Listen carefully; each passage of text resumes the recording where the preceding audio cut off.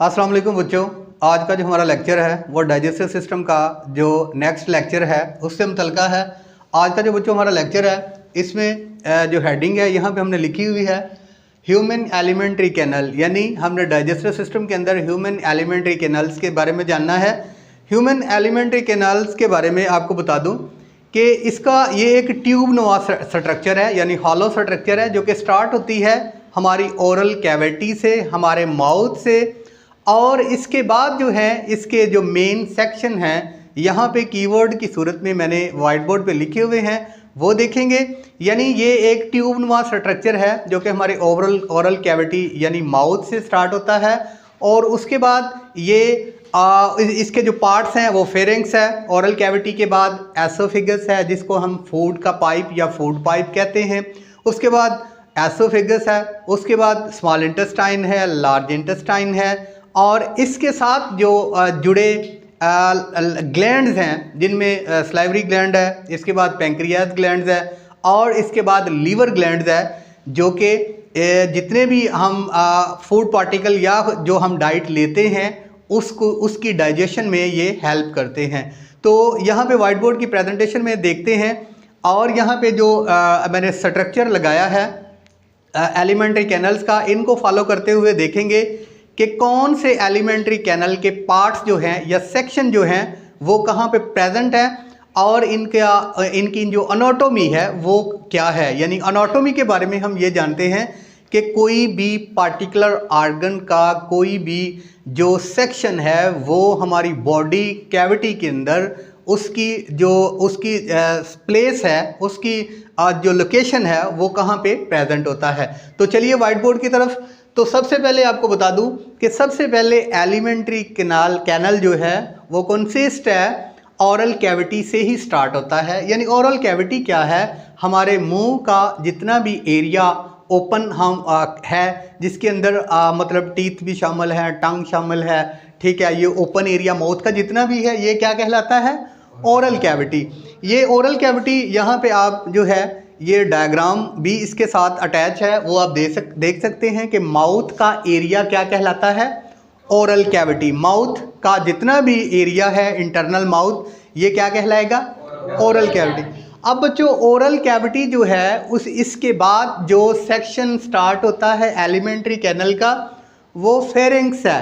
Pharynx एक ऐसा junction है जिसके साथ विंड पाइप और फूड पाइप जो है हलक के अंदर इकट्ठे अटैच होते हैं।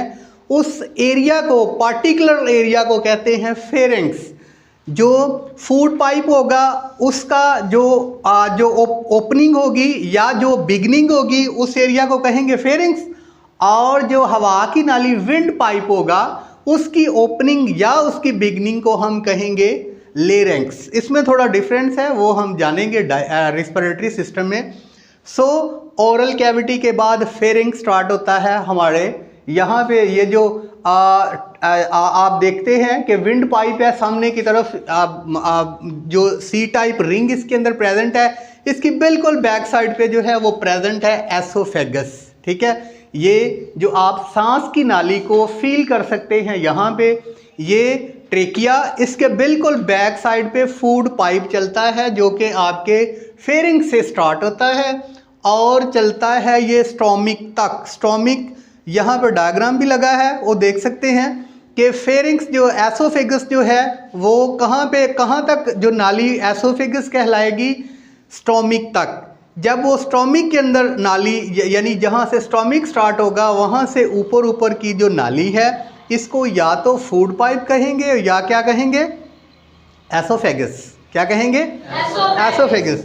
अब उसके बाद बच्चों एसोफेगस जहाँ पे ख़त्म होगी तो वहाँ पे मशकीज़ा नमा, आप देख सकते हैं कि मशकीज़ा नमा जो है वो एक एरिया होगा जहाँ पे जाके खुराक जो है, जहाँ पे डाइजेशन का प्रोसेस स्टार्ट होता है उसको कहते हैं स्टोमिक।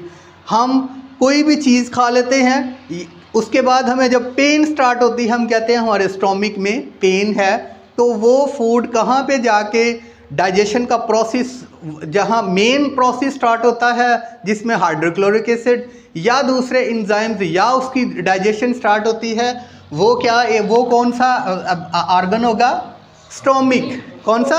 स्टोमिक। डाइजेस्टिव सिस्टम का मेन ऑर्गन जो है, मेन सेक्शन जो है वो क्या है?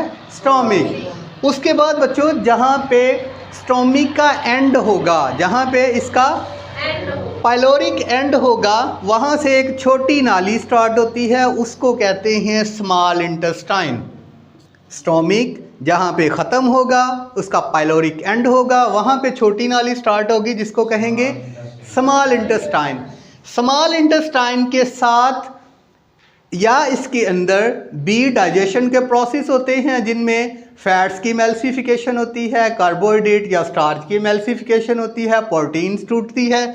बहुत से रिएक्शन जो है स्मॉल इंटेस्टाइन के अंदर बी डाइजेशन के होते हैं।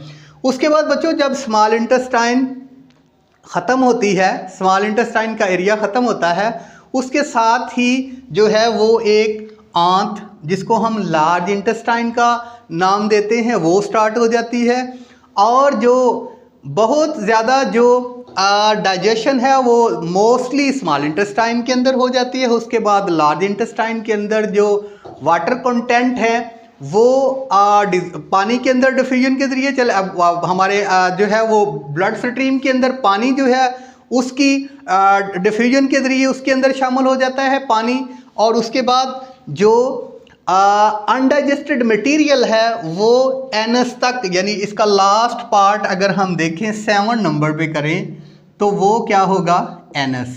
ठीक है, जहाँ से ये अनडाइजेस्टेबल मटेरियल को एलिमिनेट कर दिया जाता है। यानी ये हमने पार्ट पढ़े हैं एलिमेंट्री कैनल्स के, ठीक है, इनकी डिटेल अगले लेक्चर्स में पढ़ेंगे।